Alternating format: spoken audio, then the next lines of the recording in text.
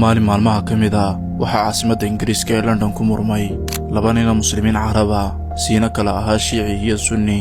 murankoodii ayaana xumaaday oo iska canqaad gaadhay.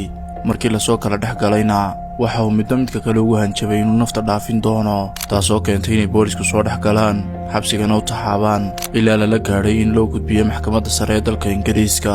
markii ay kalfadhigii maxkamadda soo fadhiisteen waxa uu qaadigu weydiiyey labadii nin, maxaad isku qabsateen oo aad nafta isku dhaafinaysaan?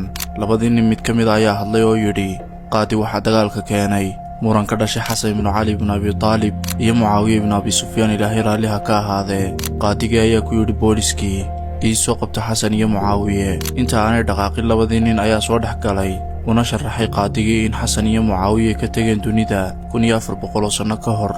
kadibna waxa uu bilaabay qaadigii inuu ku dhawaaqo xukunka uu ku ridi doono labada nin isagoo leh, anoo ku hadlaya magaca maxkamadda sare ee boqorka dalku ii magacaabay xilkeeda, waxa aan ku xukumay labada nin in lagu xidho goobaha dhimirka ee lagu xanaaneeyo dadka walwaalan.